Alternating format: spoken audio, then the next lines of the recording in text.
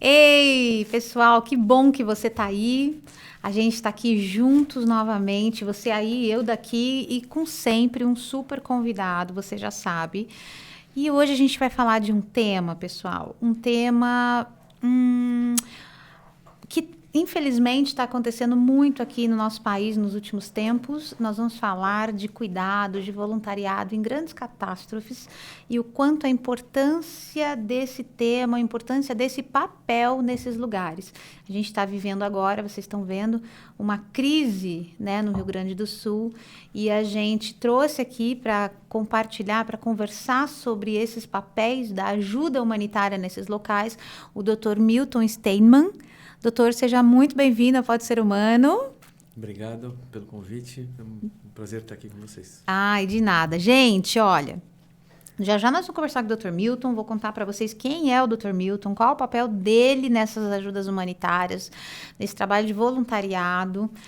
Mas antes disso, quero contar para quem está chegando aqui hoje, chegando aqui agora, que o Pode Ser Humano faz parte do projeto Humanize, que é um projeto da Best Homenagens, que visa toda essa humanização dentro das empresas. Então, tem vários produtos e projetos de humanização para dentro das empresas. Morte, luto, tudo que envolve humanização, você pode entrar lá na Best Homenagens, que vocês vão ter soluções para vocês. E nós, então, somos patrocinados pela Best Homenagens, maravilhosa, que a gente sempre aqui... você vai ver, se você olhar outros episódios, sempre vangloriamos essa querida Best Homenagens. Então, muito obrigada de novo, Best Homenagens, para você. E nós temos aqui, doutor, um QR Code que aqui na tela, em algum lugar aqui, isso, que vai fazer o seguinte: todas as informações que o senhor passar para a gente vai pôr nesse link aqui. Então, as pessoas podem entrar aqui, ver os trabalhos que o senhor faz, o que o senhor quer mostrar aí para as pessoas, o senhor põe, manda aqui para a gente, que a gente só obedece e coloca no ar, tá bom? Tá ótimo. Outra coisa, a gente vai fazer a nossa autodescrição para quem está só escutando a gente, já imaginar a gente, tá bom? Então, eu começo, depois o senhor, e aí depois a gente vai para nossa conversa aqui, que é uma conversa que eu tô assim, eu já sei que... Ó, cadê o lenço, doutor? Aqui, nós já estamos aqui com um lenço devidamente, né, organizados, porque pode ser que venha choros aqui, né, mas tudo bem. Então, doutor, eu sou Viviane Dobelinho, uma mulher branca, 1,57 m, eu tenho cabelo preto curtinho, hoje eu visto uma camisa de manga comprida palha, uma calça verde militar, calça comprida, uma sandalinha marrom. Eu estou na frente de uma mesa de 2 metros retangular, mais ou menos, com 2 microfones, temos 3 garrafinhas de água, temos a nossa caneca do Pode Ser Humano, nosso super podcast do Projeto Humanize, e nós temos aqui uma televisão de 50 polegadas, onde nosso logo, Pode Ser Humano, aparece, nosso lindo logo. Então, essa sou eu. E o senhor? Eu sou um homem branco, eu tenho 60 anos, cabelo branco, estou com uma camisa azul, uma calça azul, sapato preto, diante de uma mesa aí de 2 metros de largura. Isso aí. Eu demorei a descobrir, mas eu acho que são 2 metros, viu, doutor? Cada episódio eu falo mais ou menos um tamanho. Eu não tenho muito essa noção não, porque eu sou de humanas, doutor, entendeu? Sou de biológicas também, não é muito para isso, né? Não. Muito bom. Gente, Dr. Milton Steinman, ele é professor assistente de cirurgia de urgência e emergência da Faculdade Israelita Albert Einstein, pela supervisão do programa de residência de cirurgia geral também, certificação em cirurgia robótica, especialização em sistemas de trauma, fez lá em Israel, né, doutor? Sim. Tem experiências na área de medicina, ênfase em cirurgia geral, aparelho digestivo, laparoscópica, trauma, catástrofes, telemedicina. E o que trouxe aqui a gente, convidar o doutor Milton, a gente assistiu uma palestra, né? Um pessoal da nossa produção assistiu a palestra do senhor lá num evento que teve, da Abrapava, mas o que brilhou aqui os nossos olhos foi o seu papel como voluntário em grandes tragédias, grandes catástrofes. Guerra também, doutor? Guerra também. Que isso, gente? O que foi que motivou o senhor a se meter em guerras, por exemplo? Na verdade, acho que as coisas aconteceram meio por acaso. Assim, não foi não foi algo premeditado. Assim. Quando eu era aluno de medicina, coincidentemente, no 4º ano, foi em 1984, se eu não me engano, teve uma enchente no Paraná. O senhor estudou lá? O senhor estudava lá? Em São Paulo. Ah. E numa cidade que chamava Porto União. Porto União. Porto União. E houve um grupo de pessoas que se manifestaram dizendo, olha, vamos ajudar lá na enchente. E eu era esse aluno de medicina, eu falei, bom, quem sabe tem alguma coisa a ver comigo isso. E eu fui. Mas eu não sabia nada, né?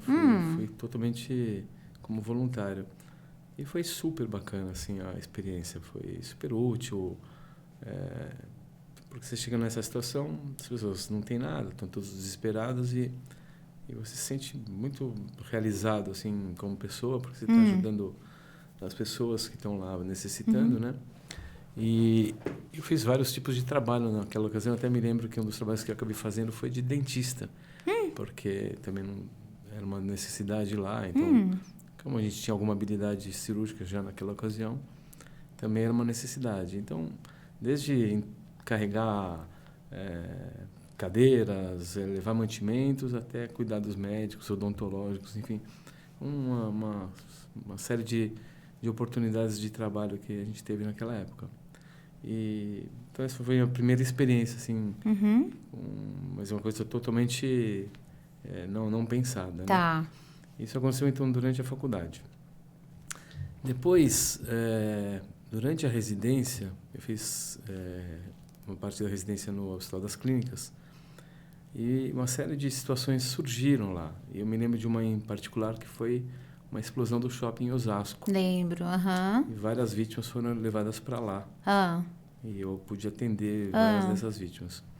E eu tinha um professor na época, que está vivo ainda, que chama-se Dário Birolini, e a gente fez uma série de reuniões para discutir esses casos que tinham vindo para lá, para o HC vindo de Osasco. E a gente percebeu que existia uma ciência por trás disso, né? Que não é você chega lá e vai fazendo as coisas aleatoriamente. E eu me interessei por esse assunto, achei muito bacana. Depois disso ainda teve um acidente da TAM, que não teve infelizmente nenhum sobrevivente, e a gente também tinha se organizado. Depois eu me lembro que teve uma queda de uma igreja, algumas situações menores, assim, dramáticas, mas menores. E eu comecei a me interessar pelo assunto e, por acaso, surgiu uma bolsa de estudos em Israel. Eu concorri, acabei ganhando e fui para lá. E cheguei lá no meio de um levante, uma intifada, né? Que era uma série de atentados terroristas contra os israelenses, explosões em ônibus, em trem. E eu cheguei no meio dessa situação. E o país estava preparado para lidar com essas situações. Eu preciso que bem mais para frente um pouquinho para o pessoal te ouvir melhor. E o país estava preparado para lidar com essas situações. E eu fiquei dentro de um hospital, cuidando um pouco desse assunto, estudando o assunto. Né? Então, ao mesmo tempo que eu estava vivenciando isso, eu estava estudando como é que a gente lida com uma situação do ponto de vista científico, né? Então, eu estava trabalhando e estudando ao mesmo tempo e vivendo aquela situação. Então, uma coisa muito real, né? E quando eu voltei para o Brasil, algumas situações surgiram durante a minha vida profissional, e muitas delas eu acabei me voluntariando para ir, né? Entendi. Nossa, doutora, assim, eu queria entender, para a gente começar, qual que é essa ciência por trás de grandes desastres? Está me contando que é uma ciência que não é chegar de qualquer jeito ou é a mesma operação que faria, né, a mesma forma, modus operandi que se faria num paciente normal, um paciente que vem de grandes desastres. Qual que é essa ciência por trás? Então, existem uma série de detalhes, né? Mas o primeiro deles é mais ou menos o que você comentou. Quando a gente está diante de um paciente, né? Eu atendo um paciente no hospital, no consultório, eu estou preocupado unicamente com ele, com toda a questão que envolve apenas ele. Numa situação de grandes desastres, você está preocupado com todo mundo ao mesmo tempo. Todo. E o seu objetivo é tentar salvar o maior número possível de vítimas, mas sabendo que algumas delas não vão suceder, não vão ter êxito, né? Então, e se você olhar para uma delas individualmente, você vai perder muitas porque você desviou seu olhar. Então, por exemplo, uma regra básica numa situação como essa, vou dar um exemplo que é mais extremo, por exemplo, você tem numa situação como essa, tem um paciente que está uma parada cardíaca, mas você tem milhares de pacientes para atender, você acaba não atendendo esse paciente. Nossa, doutor, mas você tem que escolher, você tem que escolher, isso? Você tem que fazer escolhas. Então, essa é a primeira regra, sabe? Uma regra básica dessa situação é você não desperdiçar recursos e tentar sempre pensar no coletivo e não no individual, né? Então, é uma coisa diferente do que a gente faz no dia a dia em medicina, que é só olhar para o individual, né? Entendi. E nessa situação você tem que olhar para todo mundo ao mesmo tempo para tentar que o maior número de vítimas sejam salvas, né? Nossa, doutor, assim, já estou passada aqui com a sua primeira fala, porque eu fico pensando no seu lugar como é difícil essa tarefa de ter que escolher, doutor. Quais são os critérios para essas escolhas? Então, a gente... obviamente que essa situação ela vai demorando, conforme o tempo do desastre, ela vai mudando dia a dia, né? Tá. Então, estou te falando de uma situação Emergencial. mais aguda, né? Uhum. No início, Tá, né? urgência. Obviamente que os dias vão passando, você vai tomando mais... todos os detalhes vão ficando na sua mão. Tá. Mas a gente usa, por exemplo, o número de vítimas que você tem e o número de profissionais que você tem para atender. Esse é um. Então, qual demanda de pacientes e o número de recursos que você tem para atender. Tá. Outra coisa, recursos físicos que você tem. Uhum. Outra questão, idade. Então, os pacientes mais idosos acabam sendo os últimos a serem atendidos, né? Numa situação como essa. Nossa. Então, primeiro, aquela história de mulheres e crianças primeiro é verdade. É verdade. É verdade. A gente usa esse critério mesmo. E pacientes com lesões muito graves, por exemplo, exposição de massa encefálica, grandes amputações, você sabe que o prognóstico é mais reservado. Entendi. Então, você acaba privilegiando as pessoas que têm mais chance de saírem vivas, né? Entendi. E, doutor, é uma escolha, né? Não sei se a gente pode falar escolha, né? Não sei qual palavra que a gente poderia usar. É uma triagem que tem que ser muito racional para fazer, Sim, né? sim. Como é que se separa o doutor Milton? Só de começar a falar aqui no início, ele já estava querendo chorar, viu, gente? Na verdade, Não assim, quando você está no meio dessa situação, de alguma maneira você acaba deixando de lado um pouco isso, né? Você fica bem profissional, porque se você não for profissional nesse momento, você se envolve demais e acaba não sendo útil, né? Mas o senhor se emociona quando fala. Sim, mas eu digo, quando você está atuando, você tem que separar bem as coisas. E o senhor consegue fazer isso? Consigo. Quando Mas... eu estou atuando, eu fico bem tranquilo com a situação. Embora seja uma situação ruim, sim, eu tenho... Me sinto à vontade durante a situação. Entendi, né? senhor. Obviamente que depois tem Isso. Não tem como você não sair de lá arrasado, mas durante você está lá... Tem que estar íntegro, porque senão você não ajuda também. Claro, né? Com certeza. Isso é uma das coisas que a gente vai falar aqui. Mas, doutor, depois o senhor vai se tratar? Vai se cuidar? Como é que é? Então, o tempo acaba ajudando, né? Mas na primeira situação que eu vivi mais pesada, que foi o terremoto do Haiti... O senhor foi para lá? Eu fui para lá. E eu conheci muita gente que estava lá para dar apoio mesmo. Apoio psicológico para as pessoas que estavam ajudando, porque... eles falam, olha, existe um impacto depois disso, então você precisa se preparar, né? Não é uma situação normal. Você está aqui, de repente está em casa vendo nada televisão, tivesse acontecido, assistindo um jogo de futebol. Sim. Então, assim, você tem que saber lidar com isso e, obviamente que tem um impacto, né? Não tem como você ver um monte de gente morrendo e depois chegar em casa e achar que está tudo bem, né? Sim. Se valoriza mais da vida, doutor, quando a gente está presente nesses locais, com essas situações? Né? O que mudou para o senhor depois que o senhor começou a lidar com isso sempre? O que mudou? Primeiro que assim, você sabe que a gente não está aqui para sempre, né? Essa é a primeira... Fica bem claro, né? No seu dia a dia, você sabe que você está aqui agora, amanhã posso não estar. Então, isso está bem claro. Então, com isso, você tenta levar seu dia inteiro, né? Fazer as coisas bem feitas, né? Levar tudo a sério, enfim. Sim. Gente, só de lembrar das coisas, o doutor aqui já está chorando. Eu vou tentar me manter firme, vamos ver até quando. Vocês podem fazer suas apostas aí, eu não sei até que horas, mas vamos lá. Doutor, quando o senhor chega, vamos conversar aqui um pouquinho do Haiti. Se o senhor não quiser falar alguma coisa também, o senhor fala, não quero falar nisso, tá bom, senão eu vou... Fica à vontade. O senhor chega lá no Haiti, então, teve o terremoto, não me lembro quantas vítimas tiveram naquele evento. Então, se eu não me engano, foi o 5º maior terremoto da história da humanidade. Foi mais muito de grande, né? 250 mil vítimas, né? Mortos, eu não me mortos, lembrava do número, assim, é muito absurdo, né? Absurdo, né? Um número É um número absurdo, sim. Se você fizer uma comparação com o atual agora, né? Que agora tem muitos desabrigados, né, também, né? Sim. Então, e a gente está aqui no Brasil, quer dizer, né, nosso povo, assim, então... Mas são catástrofes gigantescas, né? Essa que a gente está vivendo agora. Sim. Terremoto seria um extremo, porque além de tudo tem muitos mortos, mas é difícil você comparar um desastre com outro, né? Tá, não tem comparação, não dá para comparar. Para quem está sofrendo lá, não tem comparação, né? Sim, mas o perfil do sofrimento, doutor? É terrível, né? Porque assim, tem gente que morre, tem gente desabrigada, tem gente que perde os pais, os filhos, perde as coisas materiais, assim, tudo muito... É um cenário... É um cenário de guerra, né? Assim, então, quando você fala que já teve em guerra, é uma guerra isso também, né? Guardando as proporções, Sim. né? Tudo bem que é uma guerra natural essa, né? Sim. Mas, enfim. O que me deixa triste, né, doutora?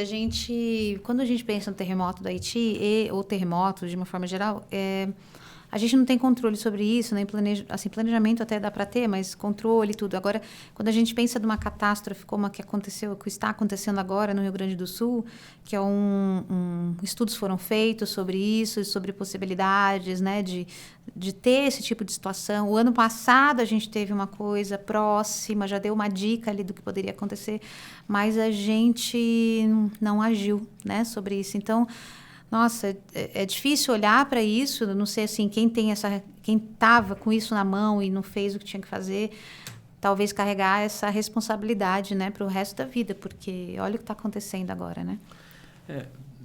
Acho que é difícil a gente entrar nessa seara, nem vale a assim, pena. Mas eu acho que o Brasil, particularmente, ele não tem uma cultura de memória, né? A gente verdade, não tem memória, né, assim, doutor? das coisas. Parece que teve em Petrópolis há pouco tempo atrás. Sim, eu lembro. Se eu não me engano, São Sebastião. Teve mais vítimas em Petrópolis do que agora, de mortos, né? Tudo bem que agora é uma coisa que envolveu o Estado. Sim. Aliás, eu estive em São Sebastião também. Por acaso, eu estava lá, passando o carnaval lá. Sério? Aí já arregaçou as mangas. Foi incrível aquela noite. Foi um sábado, né? Me lembro como se fosse hoje, porque eu fui passar o carnaval na praia e de noite eu tô ficando mais velho, então eu tenho um sono curto, né? Mas choveu muito de madrugada e eu acordei no meio da madrugada e acabou a internet, acabou a luz. Isso foi um sábado à noite. E domingo eu acordei, aquele tempo horroroso, chovendo. E foi uma sensação estranha, assim, né? Mas eu não tinha ideia do que estava acontecendo, porque não tinha luz, nem internet, nem notícia de nada, não tinha celular. E eu fui até a praia, tinha um cenário de guerra, assim, um monte de árvore caída, o mar estava marrom, né? Aí eu voltei para casa, esperei o pessoal acordar, e peguei meu filho e falei, vamos dar uma volta, ver o que está acontecendo? E a estrada estava fechada. Daí eu falei, putz, isso aqui, acho que alguma coisa aconteceu. Eles conseguiram desobstruir a estrada, e eu fui, e quando eu vi, estavam montando um ambulatório dentro de uma escola. E aí acabei me envolvendo, fui lá atender, né? E depois acabei voltando para lá, a gente montou nos juntamos um posto de saúde e ficamos lá por mais uns 15 dias para ajudar os desabrigados e feridos, etc. Né? Mas isso foi uma coincidência, que eu realmente estava lá no momento, né? Mas, enfim, esse sofrimento, ele é muito grande, né, para aquelas vítimas que estão lá, né? E para os familiares, enfim, realmente é uma situação... É um extremo, né, doutor? Extremo. Hoje eu estava ouvindo no rádio que só o ano passado, se eu não me engano, 28 milhões de pessoas perderam, assim, as suas casas, né? São desabrigados, né? Só por causa de catástrofes naturais, guerras. Então, assim, é muita gente, né? Quando a gente pensa... E é uma coisa que, às vezes, a gente não alcança, né? Ontem... eu evito, assim, de ver televisão, evito de ver jornal e tudo, porque mexe muito comigo, né? Mas, assim, tinha um senhor com uma sacola de roupas, assim, nas costas, falou, eu vim buscar tudo que eu tenho.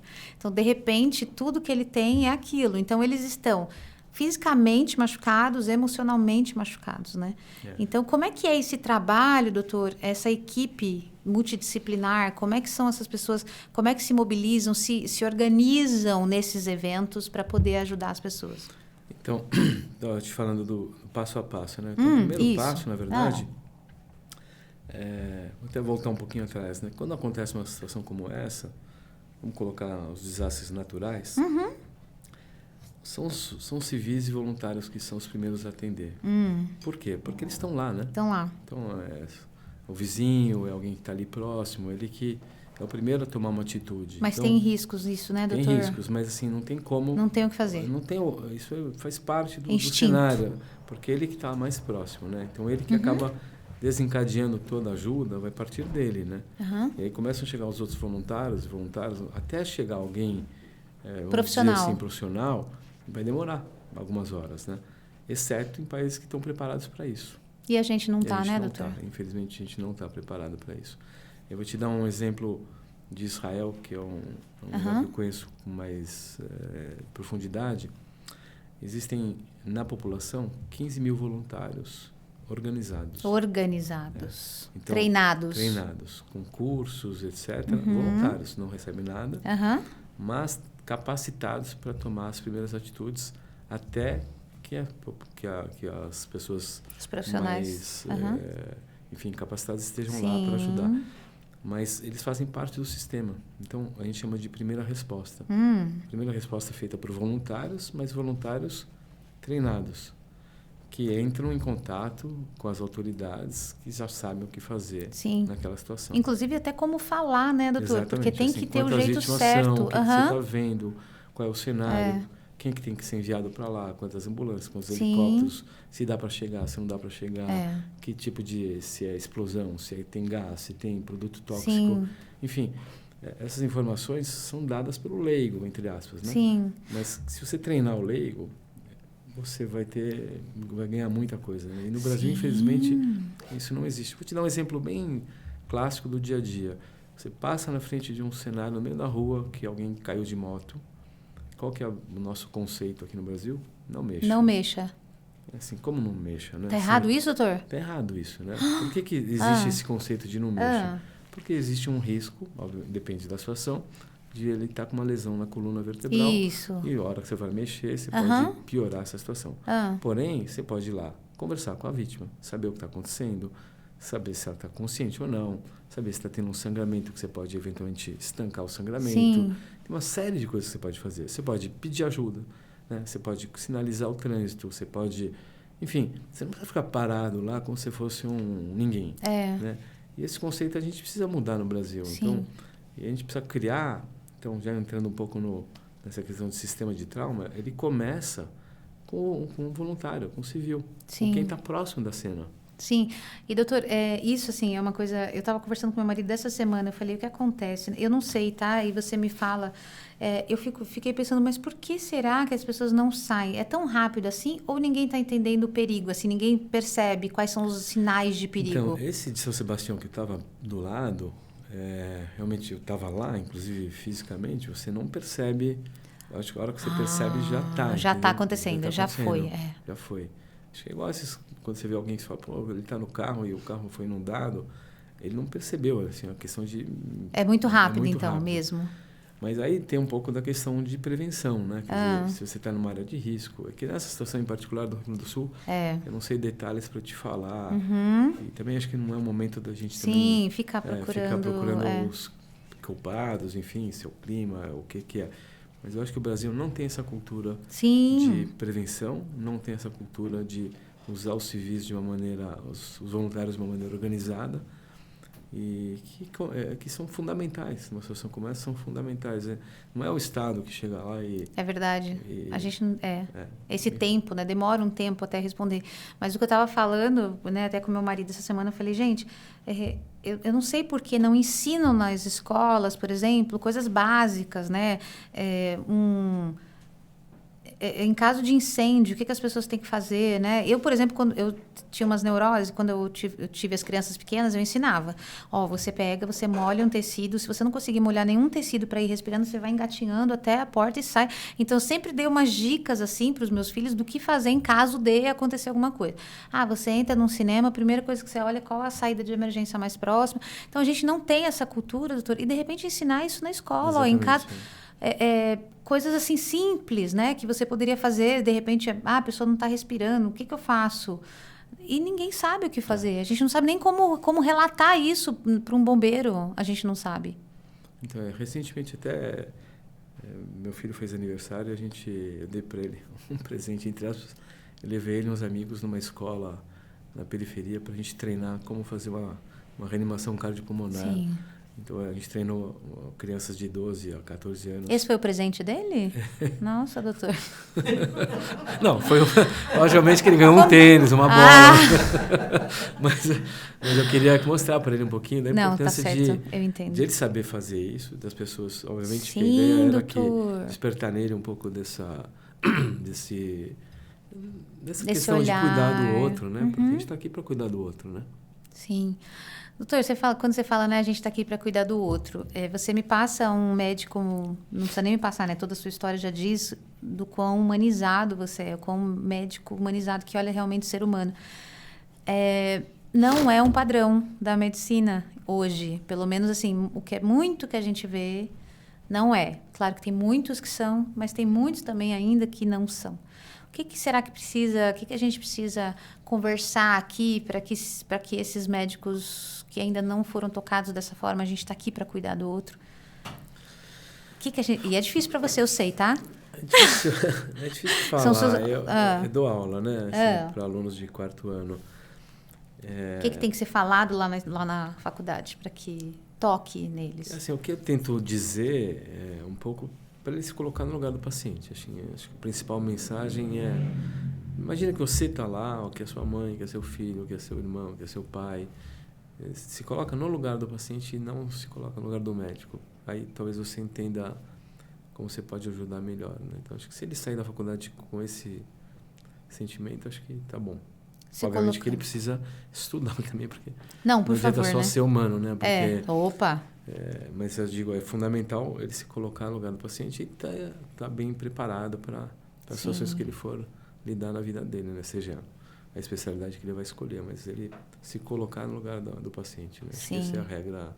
Sim. E outra questão é não causar dano, né? Assim, o paciente já veio com os problemas dele, não cause mais um, né? Então, sim.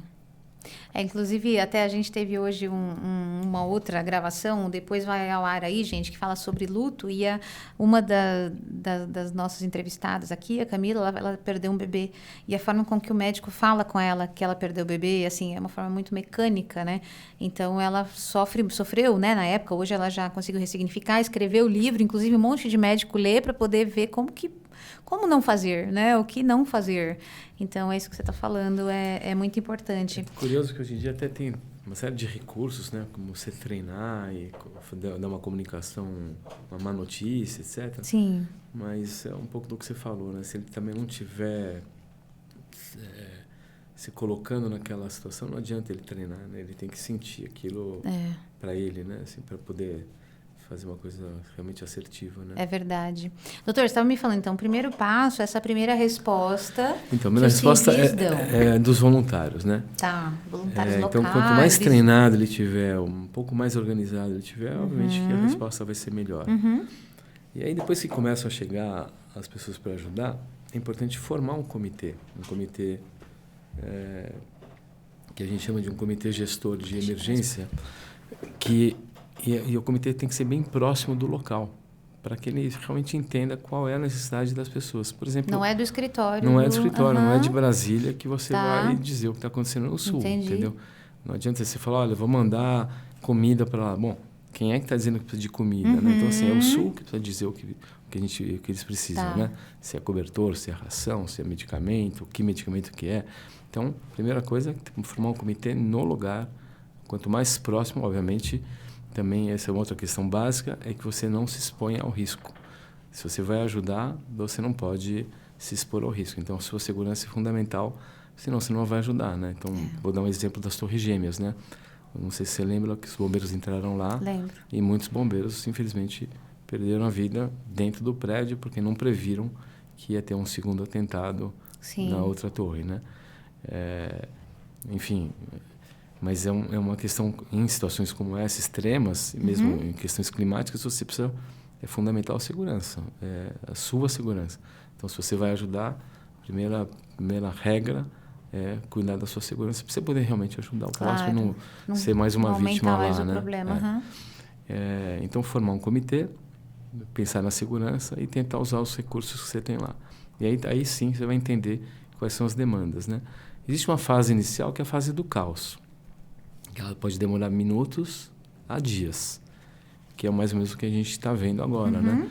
E a gente está vendo, inclusive, no sul, que as chuvas ainda estão lá. Então, a gente ainda está numa situação emergencial, né? Com riscos de outras pessoas se envolverem, de novos desabamentos, pontes caírem, estradas, etc. Então, é uma situação ainda muito instável, né? Do ponto de vista de segurança até para os voluntários, né?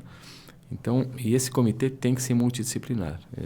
Não é assim, olha, existe um ser humano ali, um Cristo que vai lá e sabe tudo. Não.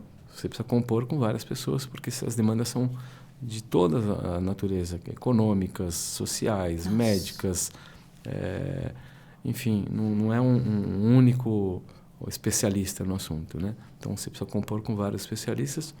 E do ponto de vista da saúde, também, cuidar, em primeiro lugar, resgatar as pessoas, né? Então, trazer as pessoas, tirar da área de risco, resgatar, cuidar dos feridos, né? E aí começar a cuidar dos desabrigados e evitar as doenças que fazem parte também dessa situação, né? Por exemplo, leptospirose e outras doenças infecciosas que fazem parte um pouco desse cenário, particularmente do sul agora, por causa da enchente, né? Nossa, é um mundo, doutor. É um mundo de coisas. E por isso precisa ser multidisciplinar. Tá? É médico, enfermeiro. Aliás, a equipe multidisciplinar da saúde, enfermagem, técnico de enfermagem, socorristas, os vários tipos de profissionais médicos, né? O cirurgião, o emergencista, o clínico, o pediatra. Você precisa compor um batalhão para enfrentar essa situação, né? E assim, doutor, é uma gama de complexidade num evento como esse, né? Extremo. Tem lá, por exemplo, uma academia que está exclusiva para famílias que têm crianças autistas, porque elas se desesperam, elas estão saindo fora da rotina, né? Então, as mães que já têm, elas se conhecem, né? Entendem o que uma ou outra está passando. Então, o ideal é que não fique junto com todo mundo. Então, é uma gama de complexidade que é... Por isso que eu te falei, o primeiro passo realmente é salvar a maior número possível de vítimas, né? Essa é a primeira regra. E depois você vai... A situação cada dia vai te mostrando um pouco quais são os caminhos, né? Então, agora, por exemplo, o que eu estou vendo lá no Sul, você vê muitos hospitais foram inundados também, né? Então, então você vai suspender cirurgias eletivas, obviamente, momentaneamente. Ninguém vai operar uma cirurgia eletiva agora. Precisa criar, talvez, outros hospitais, se é o caso, por exemplo, fazer hospitais de campanha para atender algumas vítimas. Então, realmente, você precisa meio que reconstruir a situação de saúde lá, né? E essa situação, às vezes, ela é semelhante em outros lugares também. No litoral foi parecido isso, né?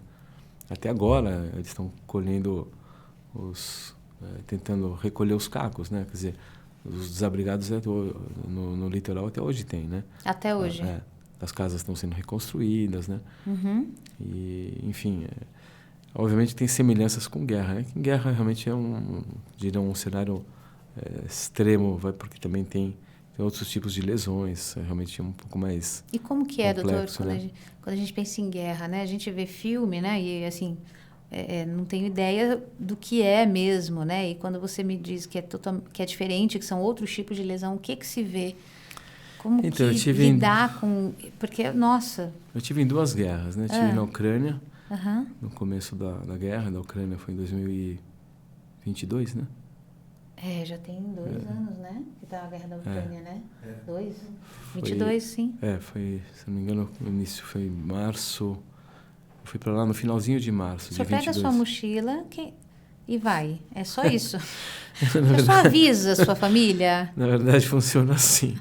Tem uma autorização da esposa, alguma coisa? A esposa é fundamental para dar o Gente, suporte, que você fala, né? não, porque eu estou imaginando, você vira para sua esposa e fala, estou indo para a Ucrânia. Mas, em geral, eu organizo primeiro e depois eu falo, né? Porque, assim, se eu falar antes e ela fala tiver um não. aí realmente... Ah, Então, primeiro eu construo... uma narrativa. Tento entender a situação também. Eu não vou me expor a um risco também, tá assim. Vejo se é possível ir, vejo quais são os trâmites, né? E, por exemplo, agora para o Sul, eu quero ir para lá, né? Claro. Mas eu quero ser útil também, não quero ir lá para ir lá e ter que dividir a comida com eles lá, enfim. Entendi. Se tiver a oportunidade de ser útil, eu vou. Sim. Né? Então, daí você precisa ver o transporte, onde você vai dormir, o que você vai comer, se você realmente vai ajudar alguém, né? Porque você não vai sair de casa para ir lá e ter que dividir a comida com um pouco que eles têm lá. Não, então, você sim. precisa planejar isso. Em qualquer lugar, né? Tá Na Ucrânia bom. foi igual também. Tá. Então, tem que pensar como é que você chega lá. Porque você vai sozinho, né, doutor? Você está me falando que você não tem não é assim Médicos Sem Fronteiras. Não, é importante se você se juntar a algum time. Porque se você quando vai você chega lá, você se junta. Você precisa se juntar a algum time. Porque você sozinho não consegue fazer nada. Então, essa é a coisa importante. Então, por exemplo, na Ucrânia, eu vi que tinham pessoas que iam montar um hospital de campanha lá. Então, eu entrei em contato com eles, vi se era possível me juntar a eles, vi quais eram os trâmites para chegar no país, né? Obviamente que tem situações que não são gerenciáveis, né? Porque, por exemplo, atravessar a fronteira da Polônia para a Ucrânia foi uma situação super de risco, porque não tinha ninguém entrando, era uma situação só tinha gente saindo, né? Então, não é o caminho natural. Eu estava para entrar sozinho é meio complicado. Mas então, quando eu vou, eu penso sempre, em primeiro lugar, segurança, né? Onde eu vou dormir, onde eu vou comer, como é que eu vou ficar nesses dias. E aonde eu vou ajudar a atuar. Porque se você chegar lá sem nada, ficar sozinho, você não vai ajudar ninguém. Resolver, não vai ajudar. Ninguém. E mesmo porque, enfim, você precisa de material, você precisa de instrumentos, você precisa... Então, isso é super importante, se juntar a alguém. Eu não faço parte de nenhuma organização, entre aspas, assim, mas existem várias, né, no mundo, e é importante se juntar em alguma nessa situação. Então, quando você vai, você já vê qual que você vai se organizar naquele momento. Sim. E também não tem nenhuma preferência por isso, só que é importante que você seja útil, né? Quanto mais útil, melhor. Porque senão você acaba não colaborando em nada, né? Então, essa da Ucrânia, eu fiquei no hospital de campanha, que foi montado... A Ucrânia foi um cenário diferente, assim, porque as vítimas da guerra estão sendo levadas para hospitais militares, porque é uma guerra entre dois países, né? Então, eles estão lutando um contra o outro. Então, os militares que estão lá no meio da guerra estão sendo levados para os hospitais militares. Então, a gente atendeu mais a população civil. Ok. E muitos refugiados. Aliás, na Ucrânia, o número de refugiados ele só perde para o que aconteceu na Segunda Grande Guerra. São milhões de refugiados. Que milhões. Saíram, né, doutor? Milhões. Milhões, quer dizer, você não consegue nem imaginar a dimensão, né? Então, a gente atendeu muita gente que era refugiado, muita gente estava tentando sair do país, e os feridos também, civis da guerra, né? Num hospital de campanha. Agora, em Israel, que eu fui no início do ano, era uma situação diferente, porque eu fiquei dentro de um hospital de verdade, né? Não era um hospital de campanha. Em Israel mesmo que o senhor ficou? Eu fiquei no hospital na fronteira com o Líbano, né? E agora a guerra, só para você entender, está tendo uma guerra no sul, uma guerra no norte, né? O Hezbollah ataca no norte e o Hamas ataca no sul. Então, tem feridos de Israel tanto no sul como no norte. Então, esse hospital que eu fiquei é um hospital de trauma, né? Especificamente para trauma. Tem 1.500 leitos. Eles têm uma vasta experiência com guerras anteriores. Então, é um hospital preparado para a guerra. Então, é totalmente diferente, porque eu estava lá numa situação bem confortável do ponto de vista estrutural. Sim. Né? Aliás, o hospital é protegido também contra atentados, explosões, mísseis. Quem pensou nesse hospital pensou que para cuidar de alguém você precisa ter a segurança, que eu comentei com você. Então, eles construíram um hospital seguro. Aliás, tem leitos para baixo também no subterrâneo, mais 1.500 leitos. Nossa! Que também é prova de míssil. Então, você você tem certeza que você não vai ser atingido. Então, você pode realmente ficar seguro, trabalhar tranquilo, né? E aí é uma situação mais confortável do ponto de vista técnico, né? Porque você sabe que tem tudo na sua mão, né? Sim. E, doutor, o que é ver pessoas chegando machucadas por uma guerra? Que imagino que são lacerações absurdas. As lesões, eu particularmente eu já tinha uma experiência assim com situações anteriores, mas essa situação da guerra realmente são lesões que eu nunca tinha visto. Assim, Sério, doutor? E quando você está falando de guerra, é 2022? De 22 e 23, E o senhor tem quantos anos de formado? Eu tenho 87, 37. 37 anos e o senhor nunca tinha visto o que o senhor viu agora, é isso? Não, nunca vi. A gente atendeu um soldado que estava dirigindo um tanque que foi atingido por um míssil.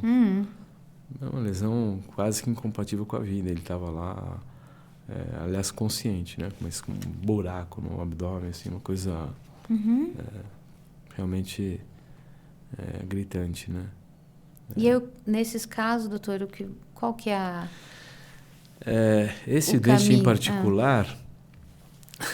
Esse acidente em particular, além de tudo, ele estava no solo em Gaza, está tendo muita infecção por fungo. Não sei se é alguma coisa do solo mesmo, mas esse soldado foi também infectado por um fungo gravíssimo. Então, além da lesão da guerra, tinha uma infecção gravíssima. Então, ele estava lá com uma série de antibióticos, ele fez uma série de cirurgias. A gente deixa o abdômen exposto, totalmente aberto, né?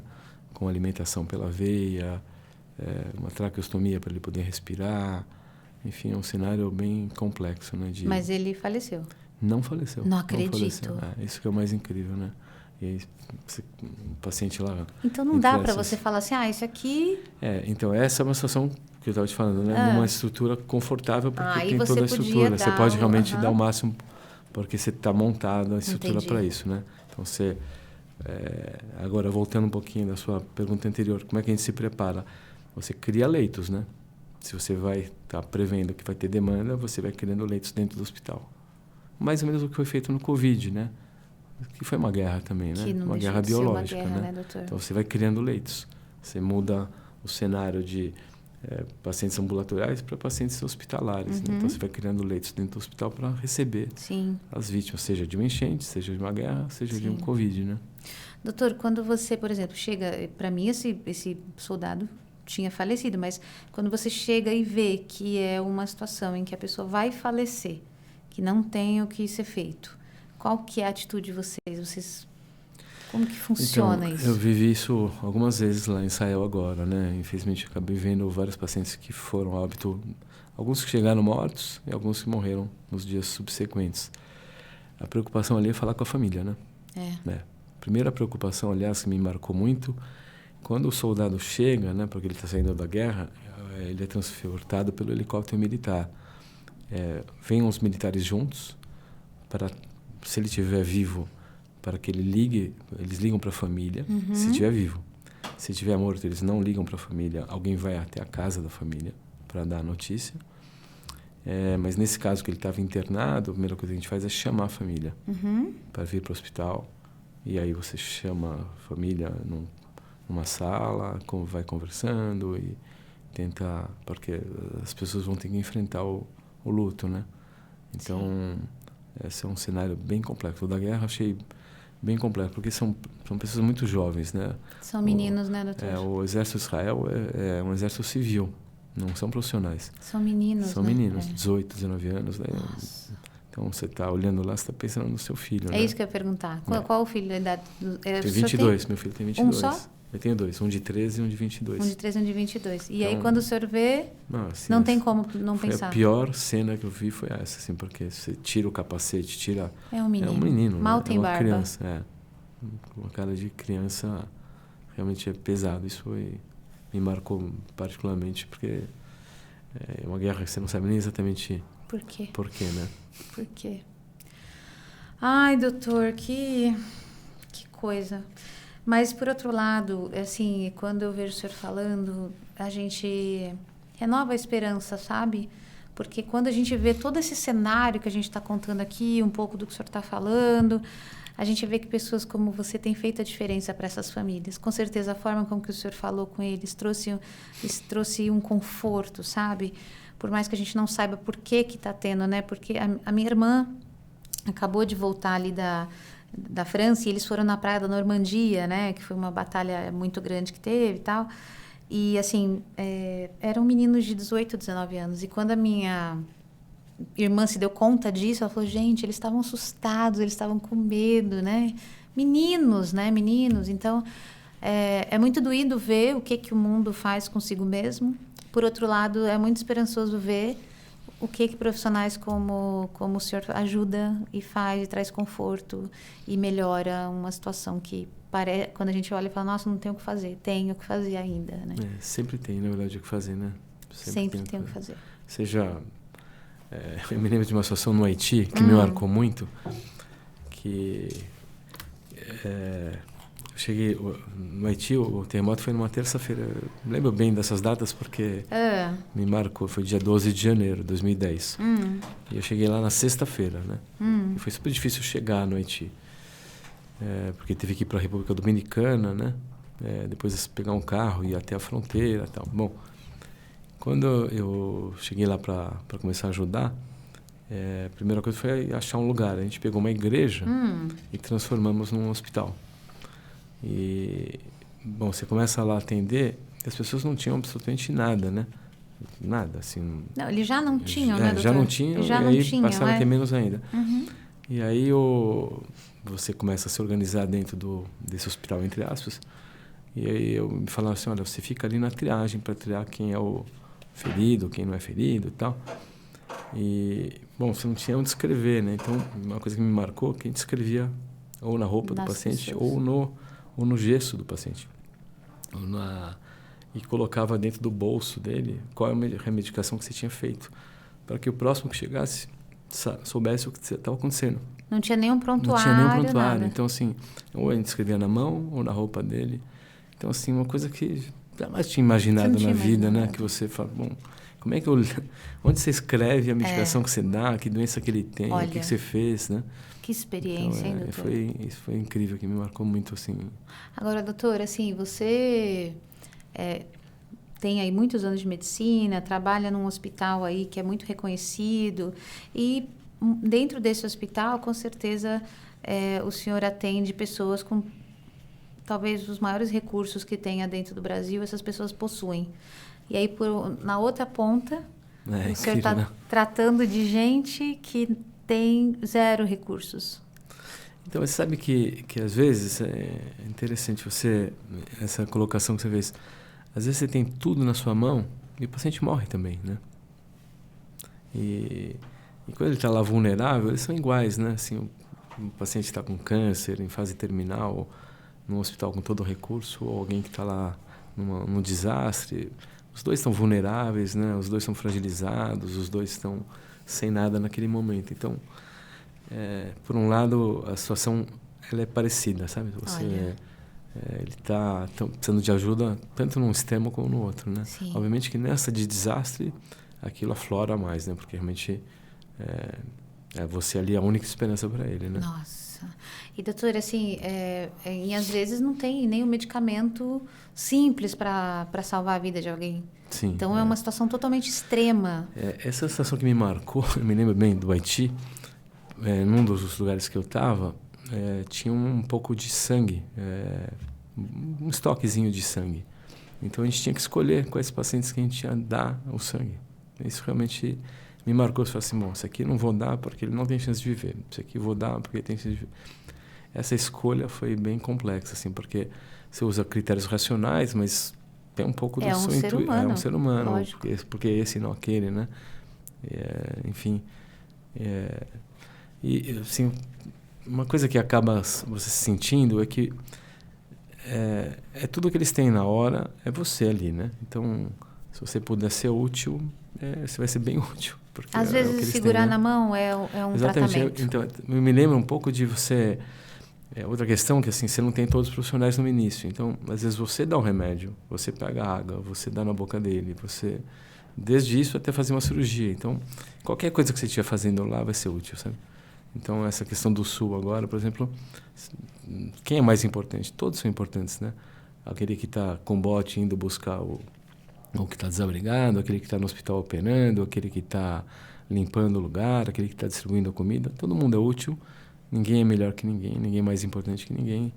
E é essa rede de pessoas que vão acabar formando reformando aquele sistema para que aquela pessoa saia viva, ou pelo menos minimize a dor dele, né? Nossa, sim. Doutor, você acha que porque assim, o Brasil todo está mobilizado, né, para ajudar, e sempre tem. Toda vez que tem, São Sebastião teve isso também, doação todo, o Rio. Toda vez que tem um desastre no Brasil, o brasileiro se une muito. Isso acontece em outros locais? Então, isso é incrível, mas acontece em todos os lugares. Doutor. Isso é incrível. Aliás, é muito bacana de ver, porque você vai e tem milhares de pessoas. Assim, na Ucrânia, quando eu cheguei, quer dizer, na Ucrânia praticamente não tinha, porque ninguém estava entrando, né? Uhum. Mas na fronteira tinha centenas de voluntários, centenas de todo tipo. No Haiti também, milhares de pessoas. Como agora no Sul, enfim. O ser humano tem essa... Ele pode ser tão bacana e tão ruim doutor? ao mesmo tempo. Sim, ele surpreende positivamente e negativamente, né? Sim. Nessas horas você vê o melhor e o pior do ser humano, da né? pessoa, né, doutor? Do mesmo jeito tem tanta gente mobilizada, tem gente pegando campanhas sérias e trocando Pix para receber o dinheiro das doações, né? Então, é isso que você está falando. Eu vi, por exemplo, no Haiti, eu vi que pacientes que você dava um remédio, ele guardava o remédio para vender, assim. Mas você acaba entendendo também que... Sim. Enfim. Não, se eu não me engano, doutora, aí não sei se você sabe, mas tem um lugar, não sei agora onde é, não sei, que eles têm vendido o próprio rim, por literalmente vendido o rim, eu não lembro qual é agora.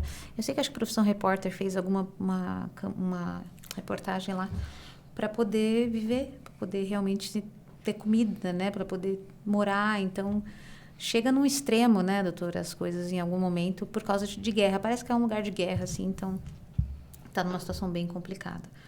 Doutor, vamos voltar lá. Você tinha me dado a primeira resposta, que a gente vai vários caminhos, doutor. Vamos rebobinar aqui, ó, gente. Então, a primeira resposta, o senhor me falou aqui que é a fase inicial do caos, onde há partes que os civis que cuidam, civis que dão ali a orientação dentro desse desastre, que ajudam, que muitas vezes perdem a vida também, né, doutor? Porque não tem preparo. Sim. Então, claro que não tem dicas prontas, mas se a gente pensar, olha, antes de ajudar, veja esses 3 pontos. Existe alguma coisa assim? Então, existe, né? Então, vamos lá, para o lado do civil, né? Obviamente que quando você está numa situação como essa, lá, tá seu filho, algum parente próximo, você não está pensando muito, você vai tentar ajudar e salvá-lo, né? Às vezes até se expondo. Mas a primeira regra é a sua segurança. Tá. Né? Essa é a primeira regra. Então, você não vai ser útil se você estiver sendo vítima também. A segunda regra é chamar ajuda. Chamar ajuda. E, por exemplo, lá no litoral, né? O que a gente fez que eu acho que foi útil? A gente ligou para o pessoal daqui para mandar helicóptero, porque as pessoas tinham que ser evacuadas de lá.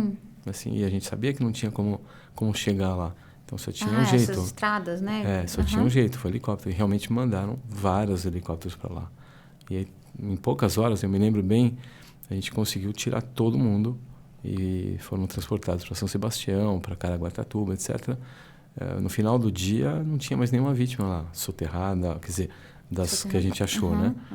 Então, isso é super importante, você comunicar, pedir ajuda, comunicar para as autoridades, para que elas possam ir lá, porque elas não estavam nem sabendo, né? As autoridades naquele momento. Agora, olhando por o lado do profissional, então, voltando à questão, é fazer o comitê ficar próximo dessa situação, né? Sim. Eu me lembro de uma outra situação que eu vivi. A gente foi para uma cidadezinha no interior do Pará durante o Covid, porque pediram ajuda para a gente que estava tendo um problema muito grande com mortes, como aconteceu no Brasil todo, né? E a primeira coisa que a gente fez foi convencer o prefeito a fazer um comitê de crise. Então, juntou várias pessoas da sociedade civil, da sociedade, da estrutura organizacional da cidade. Chamamos vários profissionais também, vimos qual era a estrutura, visitamos todos os postos de saúde, todos os hospitais, para saber quantas vítimas, qual a necessidade, quantos aparelhos eles tinham. Você montar a sua estrutura de saúde para tentar saber quantos feridos tem, né? Para poder oferecer os recursos necessários. Então, esse comitê de crise é super importante. E aí tentar entender criar um banco de dados para tentar entender o que tem de ferido e que estrutura que você precisa criar, né?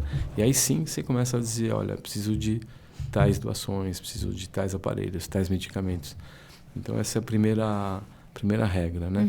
Você criar um comitê, entender quais são as suas demandas, né? O que você tem de suporte, e aí sim começar a separar também as funções, né? Então esse trabalho em equipe que a gente chama é você delegar funções. Você não pode fazer tudo. E se você, uma outra coisa importante, se você está numa função, por exemplo, de coordenação, você não pode atender. Por quê, doutor? Porque senão ninguém coordena. Aí fica uma bagunça, fica um caos total. Então alguém tem que estar olhando, que eu te falei no início, para tudo ao mesmo tempo. E ele não pode ir lá atender. Então, mas você não é o que coordena, né? Às vezes eu estou na situação de coordenação, às vezes eu estou na situação de atendimento. Eu gosto de atender. Eu sei, isso que... Por isso que eu falei, não é o que coordena, é o que põe a mão na massa. Eu gosto de atender, me sinto melhor atendendo. Mas assim, as pessoas têm que saber quais são as suas funções. Tá, assim, isso é fundamental. O papel. Isso é fundamental. Eu me lembro uma situação que eu vivi, que eu esqueci de comentar. Foi uma situação um pouco menor, mas eu estava de plantão no HC, no Natal, em 2004, 2005, pegou fogo. Aonde? No Hospital das Clínicas. Meu pai. Eu estava de plantão no Natal. E então, por alguns momentos, eu fiquei na coordenação. Assim, até aquela situação... eu estava operando um paciente e foi curioso. Acabou a luz. A gente estava no meio de uma cirurgia, um paciente baleado. Nunca esqueço dessa cena.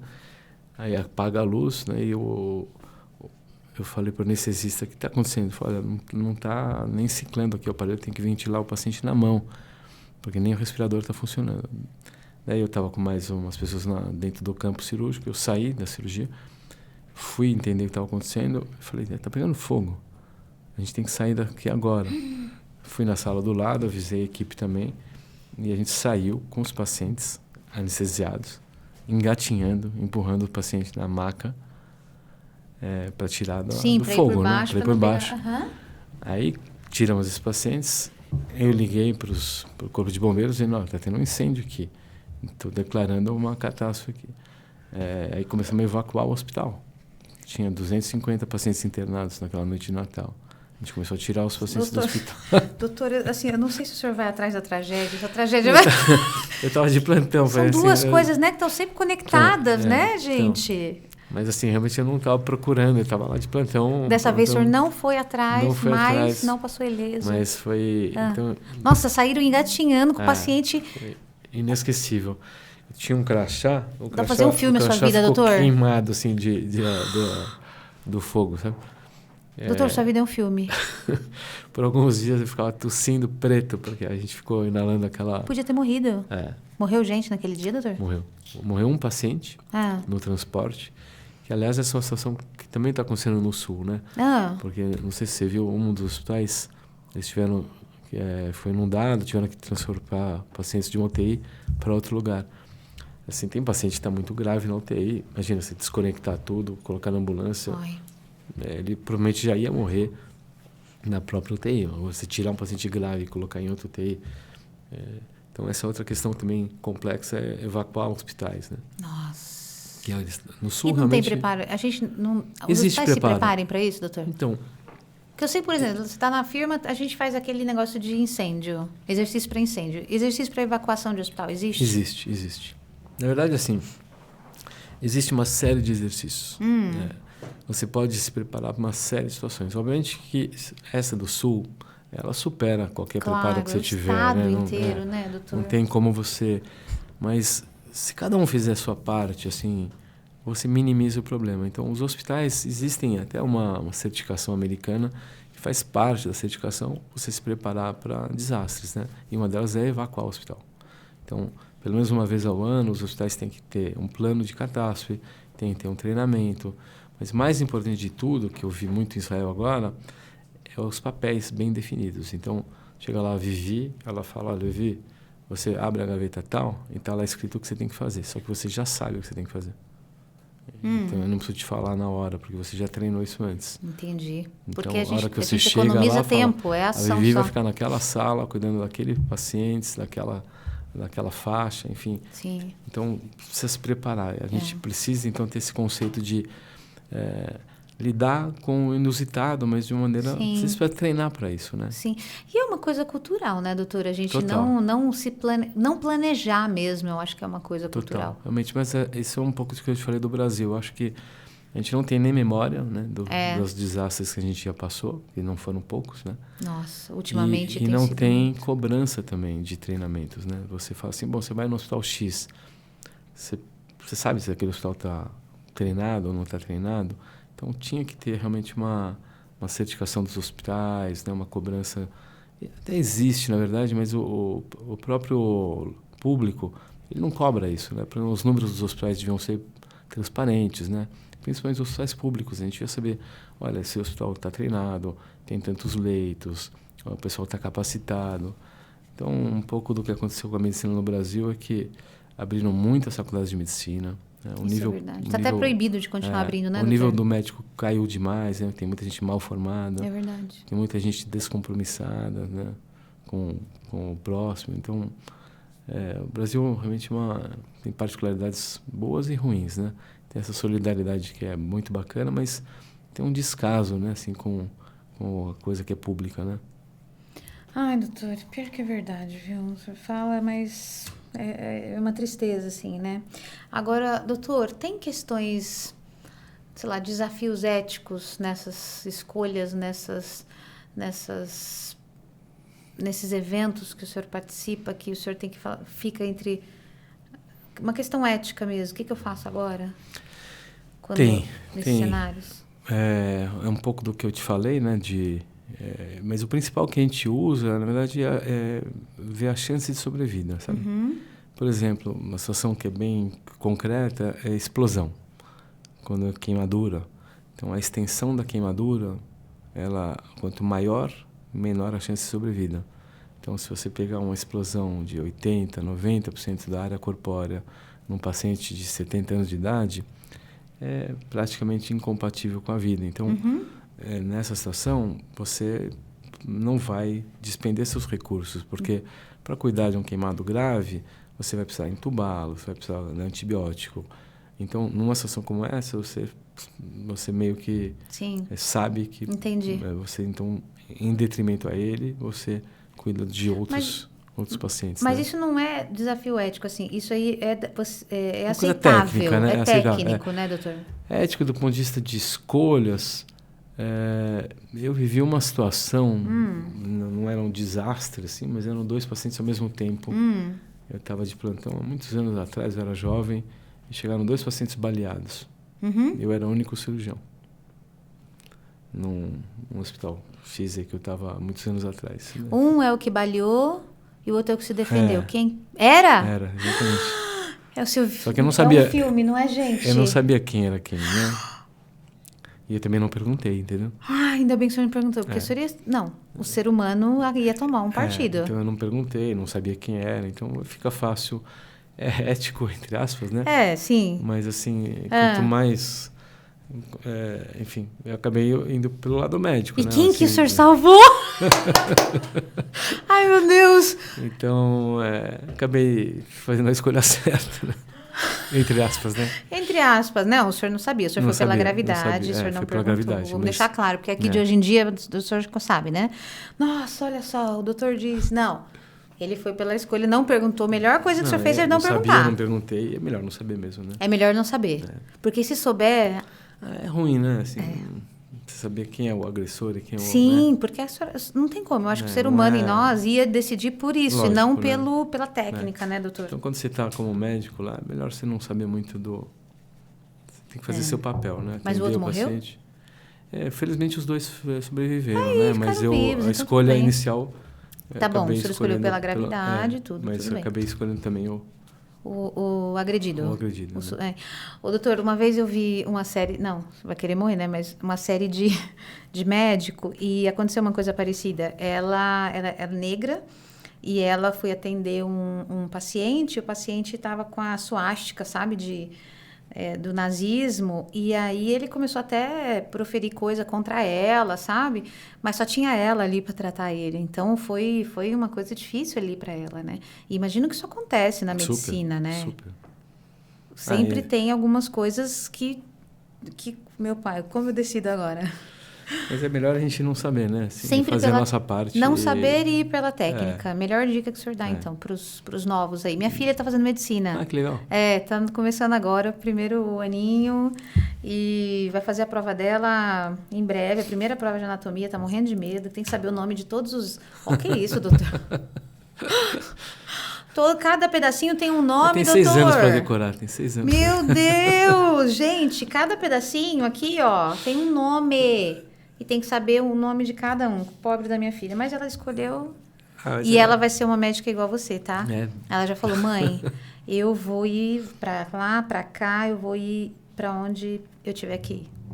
Legal. Ai, meu Deus, já emocionei aqui, doutor. Seu filho é o quê? Seu filho faz o quê, 22? Esse formou em administração semana passada, aliás.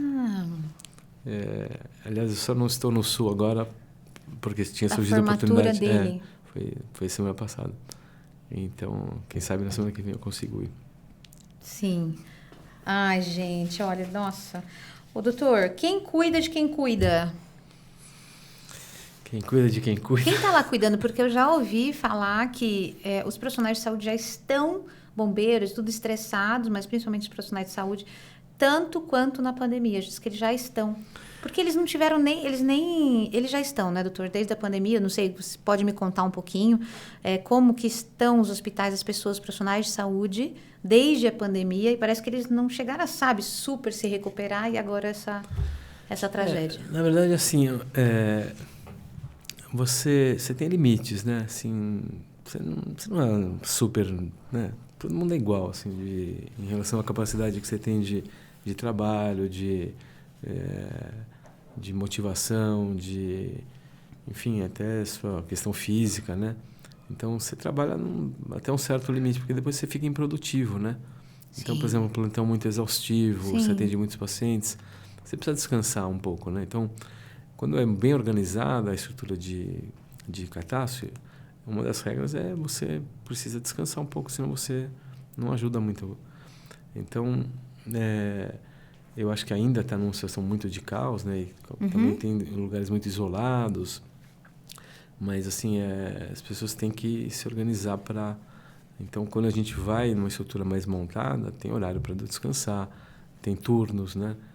Tem escalas, porque senão você quem cuida é quem está coordenando. Então, para responder a sua pergunta, quem cuida de quem está coordenando precisa organizar as escalas de trabalho para que aquela pessoa amanhã possa continuar trabalhando e ser útil senão Sim, claro. Imagina, vira um caos generalizado. Caos, e você acaba não ajudando, aí começa a ter erros, né? Sim, é uma situação comum. Em situações como essa, é comum um erro, né? Você está lá atendendo, não tem material adequado, não tem estrutura adequada. Se você está cansado... E é uma situação de estresse muito grande, né? Muito alta, né, doutor? Você precisa se preservar também um pouquinho, mas quem faz isso é o coordenador, né? Então, é super importante ter uma pessoa que coordena, delegue as funções, distribua as funções, cada um saiba o seu papel. Então, nesse trabalho em equipe que você tinha comentado,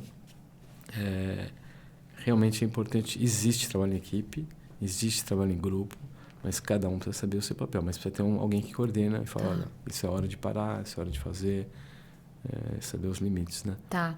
E, doutor, como você vê, assim, até um parênteses, que os profissionais de saúde, depois da pandemia, você acha que eles já se recuperaram? Eu tenho ouvido que as pessoas estão exaustas ainda. Eu acho que essa geração mais nova, acho que é muito vulnerável, sabe? Eu acho que o pessoal mais antigo acho que é mais resiliente. Mais resiliente. Eu acho. Só são geração mais nova, acho que... não sei, eu tenho essa impressão, não tenho certeza, mas eu tenho uma percepção de que eles são mais vulneráveis a burnout, esse tipo de coisa que na nossa época não se falava, né? Você trabalhava e pronto. E, enfim, eu não tinha muito o que fazer. Eu acho que essa geração é mais vulnerável a... Estava em Israel agora, por exemplo, eu não vi ninguém chorando. Lá no Haiti, eu não vi ninguém chorando. As pessoas trabalham e enfrentam a situação. E o Covid foi muito longo, sabe? Então, teve um desgaste, né, doutor? A situação muito longa, igual a Ucrânia agora, 2 anos de guerra, quer dizer, em Israel, 6 meses de guerra, aquilo, as pessoas nem aguentam uma situação tão longa, né? O Covid foi longo, né? Foi muito longo, sim. E aí teve a questão de ficar preso em casa, acho que teve outras questões também, né? Sim, é verdade. Então, acho que foi só a questão do trabalho em si, acho que foi a questão do todo, né? Sim, é verdade. Muita gente perdeu familiares e você está lá confinado, né? Aliás, nos últimos anos tem sido duro, né? Nossa, doutor. Ou é clima, ou é guerra biológica, ou é guerra entre países, né? A gente está num momento conturbado aí da humanidade, né? É verdade, é verdade. Eu falo isso, doutor, porque eu tenho uma pessoa próxima que ela é uma enfermeira de UTI. E ela, assim, ela há muitos anos enfermeira de UTI, tem mais ou menos a minha idade.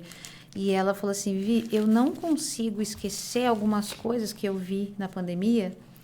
Algumas famílias, assim, sem às vezes poder se despedir. Ela falou, isso ainda fica na minha cabeça, isso ainda fica na minha cabeça. E não sou só eu. Muitas pessoas que trabalham comigo lá na UTI sentem a mesma coisa. Então, e aí diz que, eu não sei, tá, doutor? Isso aqui, infelizmente, a gente não tem tantas informações que são 100% seguras, mas que o nível de estresse dos profissionais de saúde já estariam nos mesmos níveis ali de estresse da pandemia. Não sei se é verdade, provavelmente o senhor vai lá, o senhor vai ver de perto, né, e saber se é verdade, porque, infelizmente, também tem muitas fake news, né? Muita coisa que estão saindo que não é verdade, coisa que é verdade que estão distorcendo, então a gente fica às vezes, mas isso até que teria uma base, porque as famílias, todo mundo teve alguém envolvido. Sim. Todo mundo ali, é o Estado, né, doutor? É o Estado, então todo mundo está com um parente que ou desapareceu, ou está desabrigado, ou está... então essa situação em particular, né, que foi um pouco do que eu vi em Israel, um pouco que eu vi na Ucrânia, né, porque as vítimas são pessoas que foram atingidas diretamente, né? E quem está cuidando também foi atingido. Sim. Então, diferente de eu estar no hospital agora, eu vou ver um paciente... a sua família está segura. Está todo mundo em casa, estou trabalhando. Lá não, assim, ele está cuidando de alguém que está na situação igual a dele, né? Ou é um familiar, ou é... E ele está lá ilhado, quer dizer, soterrado, enfim. É uma situação dramática, né? Então, nossa solidariedade... É o mínimo que a gente pode fazer, né? Mas se estiver lá vai ser mais útil do que no discurso. Sim. Né? Então, e essas pessoas que vêm de fora, doutor, por exemplo, quando você sai daqui, você se desloca isso, né? E a gente estava até conversando aqui, né? Que você é voluntário do próprio bolso. Você que paga suas coisas para você poder ir e estar lá, né? Você não ganha para estar lá. Não. Você fica lá 15 dias, 20 dias e não ganha R$1, é isso? Não. Eu nem penso nisso, né? Não, sim, então, mas assim, só para eu entender como funciona. Todas as situações que eu fui... eu me patrocinei, né? Assim, alguma outra você consegue o transporte passagem, e tal, Mas se puder ser do meu bolso é mais fácil porque eu vou imediatamente, né? Fica até mais independente. Mas obviamente que se tiver uma ajuda para ir, é melhor. Por exemplo, agora para ir para o sul, não adianta eu ir lá e comprar uma passagem que nem tem como comprar passagem. Não chega, né? Lá. Não chega, então vou ter que ir com alguma estrutura, né? Então não adianta eu também pegar meu carro, chegar lá. É o que eu te falei, né? Você precisa ter algum lugar para ir e precisa se juntar a algum grupo para ser útil, para poder realmente ajudar, né? Sim. E, enfim, espero que eu consiga ir, espero que as pessoas também saiam dessa situação. E o tempo precisa ajudar um pouco também, né? Vai ajudar, sim, se Deus quiser. Doutor, o que faz você tirar, sei lá, dinheiro do bolso para você comprar uma passagem para a Ucrânia, para Israel... ficar lá, o que te leva a fazer isso? Por que você mexe no seu dinheiro para isso, para ajudar outras pessoas, no seu tempo, no seu dinheiro? Então... Pessoas que você não conhece? Acho que tem uma série de fatores aí, né? Difícil até enumerar, assim, quais são os fatores. A motivação inicial é saber que você vai ser útil. Vai ser a primeira... Assim, você fala, putz, eu estou sendo útil hoje aqui em São Paulo, né? Terça-feira, hoje é terça, né? É. Terça-feira, sei lá, trabalhei de manhã, vou voltar a trabalhar mais tarde e tal. Mas no Sul, com certeza, eu vou ser super útil, né? Se eu achar um lugar para me juntar e tal. Então vai ser super legal, né? Uhum. Então você vai completar seu dia de maneira mais bacana. A segunda motivação é que assim, a gente está aqui fazendo o que exatamente, né? Por que a gente vai... Qual foi a nossa missão quando você veio para cá? Enfim, quando sua história terminar aqui, o que você quer contar? E o que o senhor quer contar? O que você quer que as pessoas falem, Dr. Milton? Quero contar que a gente está aqui para cuidar um dos outros, né? Para compartilhar as coisas, para se conectar com os outros. A gente não está aqui para nenhum outro motivo, né? A gente está de passagem aqui, né? A gente não é eterno, a gente sabe que não é eterno, né? Enfim, acho que essa é a motivação de você completar uma missão, né? De você deixar um legado para as pessoas entenderem que é isso que vai deixar, talvez, tornar o mundo melhor, né? Acho que é nesse sentido. O senhor fica muito emocionado, né? Ô, gente! Você pegou pesado agora. Eu não peguei, não. Oh, meu Deus. Já dá vontade aí de dar um abraço, gente. Oh, meu Deus. Ô, doutor, e quem que te passou esse valor? De onde você tirou esse valor de cuidar das pessoas? Que é uma coisa muito forte em você, dá pra ver. Então, eu tenho uma sorte de... Eu sou filho de médico. Infelizmente, meu pai já faleceu, mas meus irmãos também são médicos, minha irmã também já faleceu, então, atualmente, só tenho um irmão, e minha esposa também é médica. Mas eu, desde pequeno, eu ia no hospital com meu pai, eu via meu pai era aquele cara que andava de branco, sabe? E dormia de branco, acordava de branco, eu só via ele de branco o dia inteiro, né? E eu achava, putz, o cara, né? E ele era um cirurgião, assim, super habilidoso, super respeitado. E eu sou o caçula. E então minha proximidade com meu pai sempre foi dentro do hospital, sabe? Então eu brincava com ele no hospital porque ele trabalhava demais. Então o tempo que ele tinha comigo era sempre, vai no hospital comigo, eu vou passar visita, ver o paciente, você fica lá brincando. Então eu brincava na ambulância, brincava sei lá, ficava brincando nas coisas do hospital. Então fazia parte da minha infância o hospital, né? Então tudo...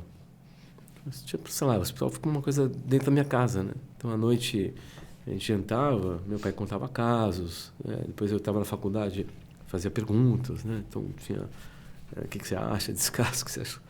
Então, ficou uma escola dentro de casa também, né? Daí, meus irmãos já eram médicos e... Enfim, então, eu tive muito exemplo dentro de casa, né? Sim. E ele era assim como você? Gostava de cuidar das pessoas? Não, acho que era melhor.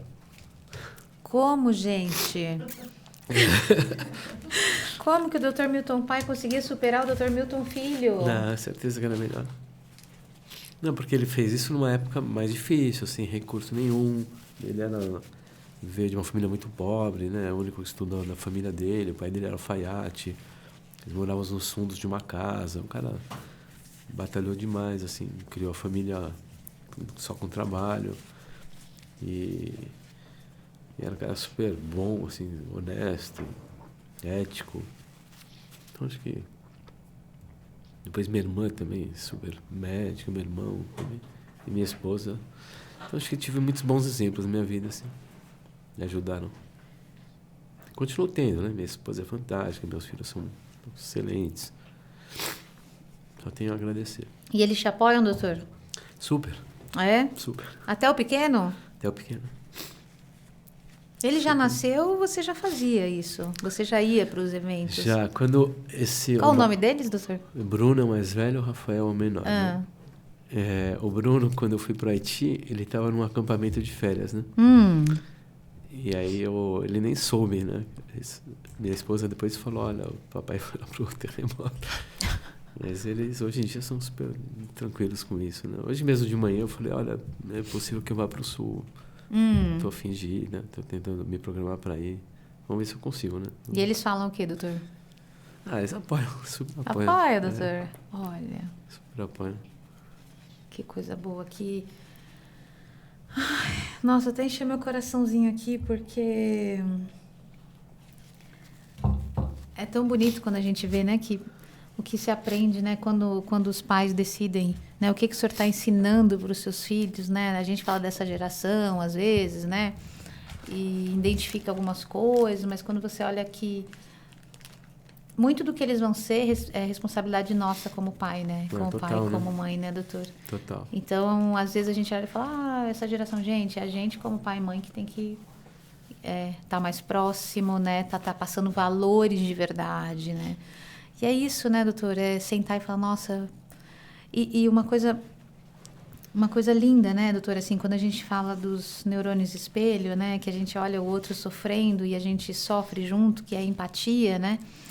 A gente foi desenhado para isso, né, doutor? A gente foi desenhado para sentir com o outro, né? E eu penso assim, pelo menos. Então, quando a gente foge disso, é que a gente sofre mais, sabe? Quando a gente está entendendo que a gente foi feito para colaborar com o outro, e por isso que a gente tem esses neurônios espelho, que a gente foi feito para ter a empatia e cuidar, e se a gente fizer isso, a gente vai ser mais feliz. E isso é comprovado aí pela neurociência também. Então, essa coisa do propósito está muito envolvido com servir o outro, né, doutor? Super, né? Acabei nem falando muito da minha mãe, mas assim, que acabei usando um pouco o exemplo do meu pai por ser médico, mas assim, aliás, não minha mãe, mas assim, as mães em geral têm essa questão, né, de se doar, né, de uma maneira incondicional, né, e né, seja do filho, o filho talvez seja o exemplo mais clássico, né, mas e a minha mãe, ela realmente é bem tudo é o filho, antes dela, sabe? E acho que essa combinação aí me marcou, né? Essa positivamente. Coesão. Sim, essa coesão familiar, né? É. Quem tem coesão familiar aguenta mais, tem mais resiliência, aguenta mais os trancos da vida, né? O doutor Fernando Fernandes fala isso. Minha irmã faleceu antes da minha mãe, sabe? Nossa, doutor. E talvez tenha sido a coisa mais difícil da minha vida foi contar para minha mãe que minha irmã tinha falecido. Sabe? Eu que dei a notícia. E eu vi o quanto minha mãe se esforçou durante a doença dela e o quanto ela sofreu depois da doença, né? Então,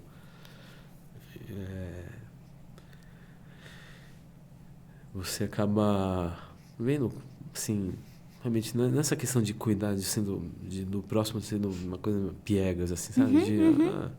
Mas de realmente sentir que isso é super importante, né? Que isso é o mais importante, né? O resto é o resto, né?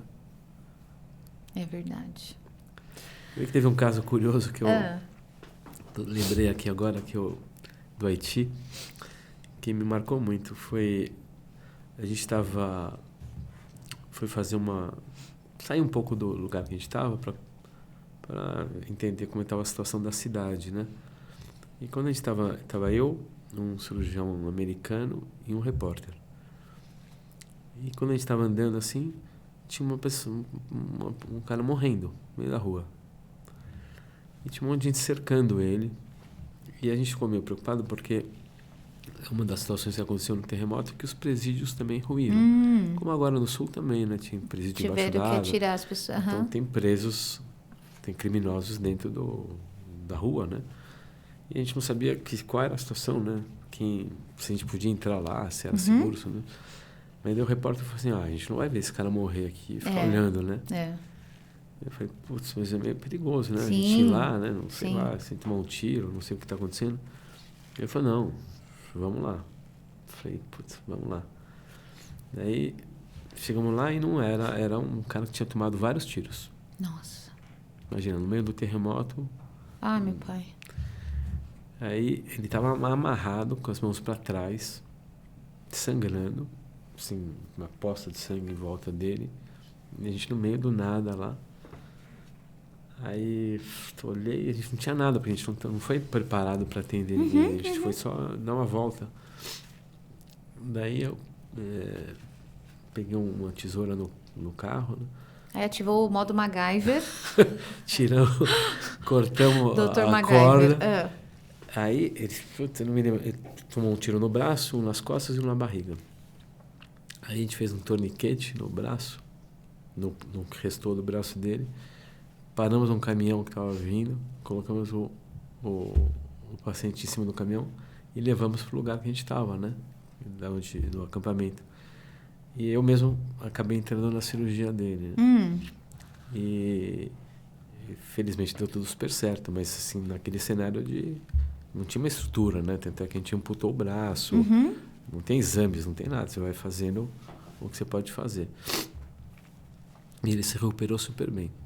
2 dias depois, um ator super famoso foi doar um dinheiro lá no Haiti e foi visitar ele. E depois tirou uma foto com ele em pé. Eu já tinha saído do acampamento e ele publicou a foto do cara estava vivo, em pé lá. Fiquei super feliz. Assim, Nossa! Foi super por acaso, né? Porque se a gente não estivesse passando naquele momento, com certeza ele teria morrido, né? Sim. Foi uma sorte que a gente passou lá naquele momento. E sorte que o repórter falou, olha, não vou ver alguém morrer assim na minha cara, né? Porque você estava obedecendo aquela primeira regra da segurança, eu falei, né, doutor? Poxa, eu não vou entrar lá tomar um tiro assim. Sim. Poxa. Porque lá tem muita facção, né, se não me engano. Eu falei, não vou tomar um tiro aqui. Eu vim aqui para isso, né? Sim. Mas se não fosse a insistência dele de falar, não, eu não vou ver alguém morrer na minha frente, então tudo super certo, né? Então foi super legal. O ator é um cara bem famoso, chama Champagne, né? Conheço. E aí eu vi a foto, ele publicando a foto com o paciente que a gente tinha operado. Olha, doutor. Foi super legal, né? Nossa, doutor, quantas histórias, doutor? Quantas histórias. Essa história foi legal. Quantas vidas, doutor? Quantas vidas, hein? Caramba! Você sabe que eu estou lembrando uma coisa do meu pai aqui, que eu não vivi isso porque eu era muito criança, mas ele cuidou das vítimas do Andraus, naquele incêndio que teve em São Paulo. Em São Paulo. Ele era um cirurgião que também cuidava de queimados. E me lembrou agora disso aqui, né? Então, deve ter sido um pouco fruto dele, assim, né? Com certeza, doutor. Tem alguma coisa dessa medicina dos desastres, né, das tragédias que o senhor traz para a medicina convencional, onde o senhor trabalha no hospital? Assim, olha, talvez a principal delas é que eu me sinto muito tranquilo durante os cenários, assim, sabe? Só nas entrevistas que o senhor chora? Só nas palestras e nos podcasts. O restante, gente, eu sou muito durão. É isso, doutor? Mais ou menos assim. Mas durante o trabalho em si, na situação mais estressante, eu consigo ficar bem tranquilo. Que assim, coisa, né? Então, eu acho que isso me ajudou muito. Assim. Hoje em dia, sei lá, poucas semanas atrás, a gente operou um paciente super grave e precisou tomar uma série de atitudes, assim, não muito programadas, né? E eu estava super sereno, assim, sabe? Lógico que por dentro você está super preocupado, né? Estressado e tal. Mas eu consigo ficar bem tranquilo, assim, durante o trabalho. Então, isso ajudou. Eu sei bem, né? Separar as coisas, quem tem que fazer o quê. Mas quando você olha assim, putz, como é que o cara tá lá pulando de paraquedas, né? Abre paraquedas, muda para cá, para lá. Ele treinou muito, né? Não se estressa naquela... Provavelmente, na hora que ele pousa, acho que ele deve falar, putz, estresse que eu passei. Mas acho que hoje em dia... Não, e cirurgia, né, doutora? Assim, são decisões em segundos que você tem que tomar. E assim, eu às vezes vejo uma série ou outra e eu falo, gente, são segundos que você tem que tomar o que você vai fazer. E assim, você tem que estar muito racional para isso, né, doutor? Tem. Não é para E qualquer elas pessoa. não são muito lineares, né, as decisões, né? Sim. Porque às vezes você vai um caminho e não dá certo, você precisa mudar o caminho, Sim, né? e a frieza. Então, a situação de urgência, que é o que eu gosto mais, ela é bem desafiadora, né? Então, você precisa tomar decisões rápidas. E é bem legal, quando dá tudo certo, é super gratificante, né? Sim. Você sai super feliz, né? Nossa, gente. Então, essa coisa do racional, doutor, que o senhor traz para a medicina, que você atua... Aquela que você ganhou o dinheiro do pão com leite, né? Das crianças. Precisa também, né, doutor? Doutor, nossa, eu ficaria conversando com você aqui o dia inteiro. Mas a gente tem que terminar. Antes de terminar, tem o quê? Os nossos vídeos. Que a gente já tava o quê? Esquecendo. Mas a gente tem umas entrevistas que a gente vai para as ruas com a nossa repórter Sandra Rocha. Aquela ali é a nossa repórter Sandra Rocha. O doutor conheceu ela? Conheci. Então, ela é maravilhosa. Ela vai para as ruas, ela entrevista. A próxima vez você pode até levar ela para um cenário desse para ela poder fazer umas entrevistas, não? É só aqui na cidade, senhora? Tá vendo? O contrato dela tem limitações, doutor. Vamos lá, então? Vamos pôr. O que o pessoal está falando sobre essa questão de catástrofe? Dona Beatriz, eu gostaria de saber a sua opinião. O que leva uma pessoa a se voluntariar, salvar e cuidar de pessoas em grandes tragédias? Olha, eu acredito que é o aspecto humano intrínseco nosso. Que você se coloca no lugar do outro, né? E, de verdade, eu acho que em algumas situações eu penso em me aposentar e fazer um trabalho voluntário, porque eu trabalho como educadora, educação infantil, e é um lugar que eu vou, para mim é um trabalho e eu gosto muito, me realizo e me vejo depois disso também fazendo para contribuir. Acho que é um jeito da gente contribuir e também é gratidão e é olhar para o outro também. Acho que faz bem para quem faz. Acho que é por isso. Eu quero me sentir bem, eu quero me sentir útil. Acredito que quem faça isso também né? A gente nem sabe, mas é aquela vontade de ajudar, é aquela vontade de fazer parte de uma coisa muito maior, eu penso isso. E aí, doutora, fazer parte de algo muito maior, da humanidade? Super a ver, né? O que a Beatriz falou, né? Beatriz, né? Acho que era. Super a ver. É um pouco do que eu tinha comentado, né? Assim, de você...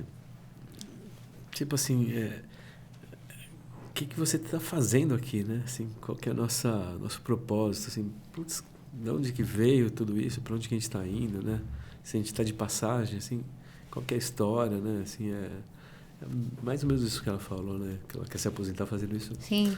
Eu, na verdade, quero me aposentar depois que acabar isso. Não pretendo... Não nem vai, pretendo me aposentar, mas eu digo INSS, assim... fica tranquilo. Dr. Milton não nem pretendo vai me ter... aposentar, mas eu digo... Aliás, eu conheci um cara na Ucrânia, uns 70 e poucos anos, quem estava organizando o negócio. Fiquei com uma inveja dele. Falei, nossa, que bacana. Ele tá... Aliás, a foto de perfil dele do WhatsApp, ele... na frente desse hospital de campanha. Nossa. Falei, esse é o meu objetivo. Doutor, quando a gente faz bem pra gente também? Super bem.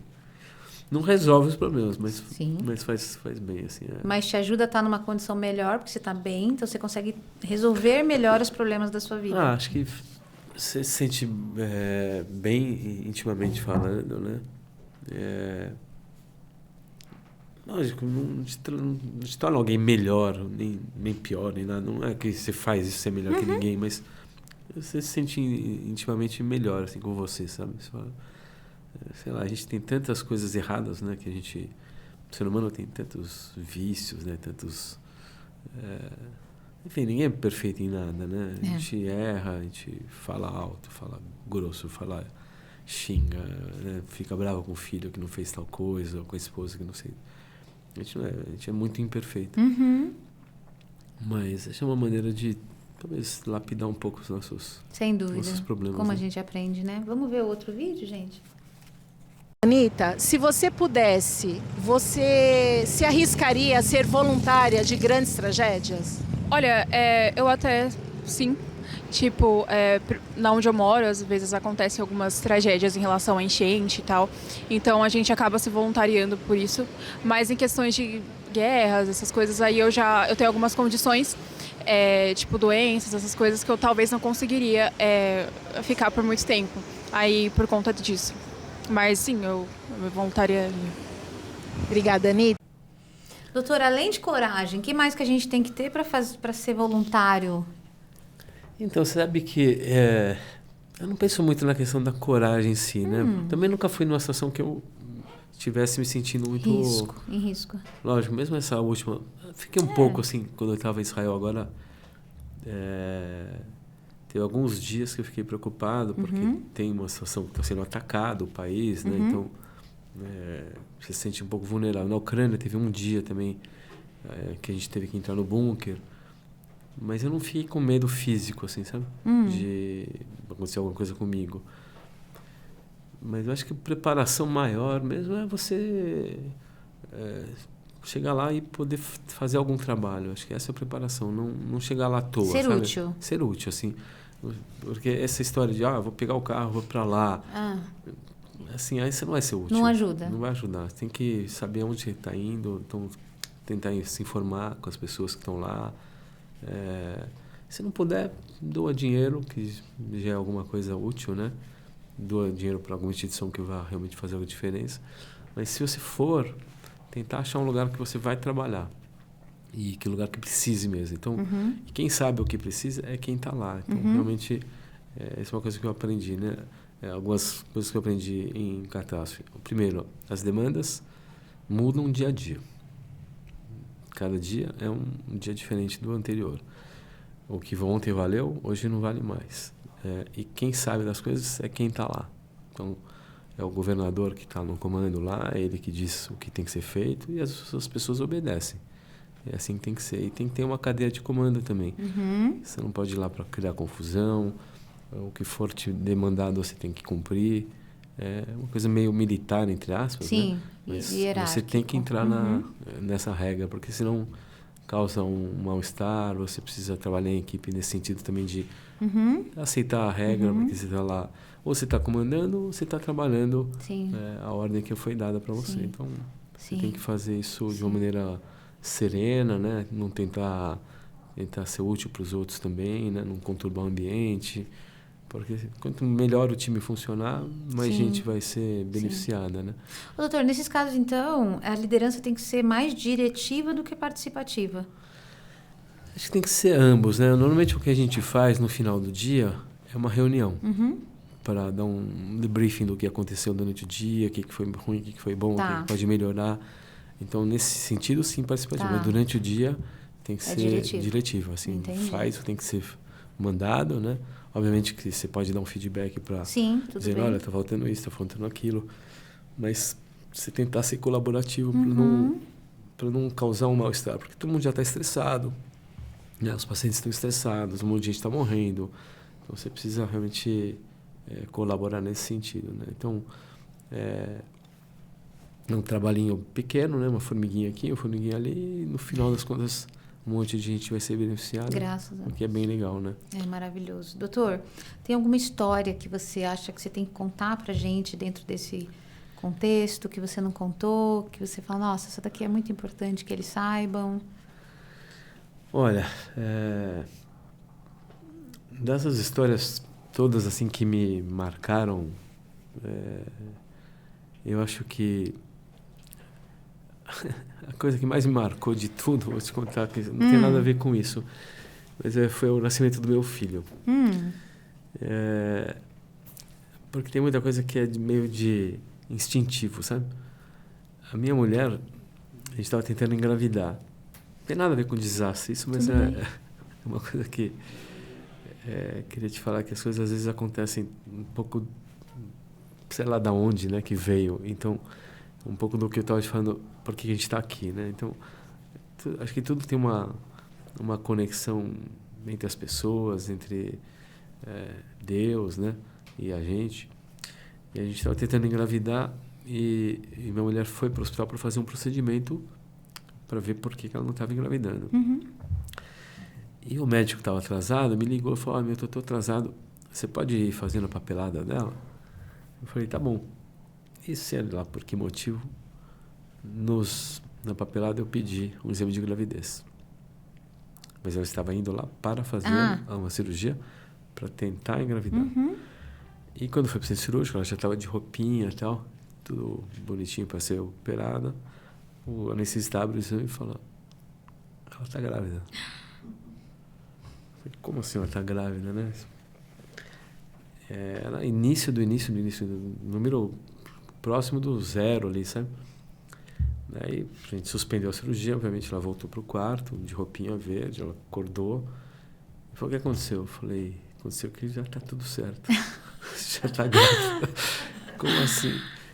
E foi do nada, assim, do nada. Então, assim, você fala, putz, da onde que veio essa inspiração, né? Onde que veio?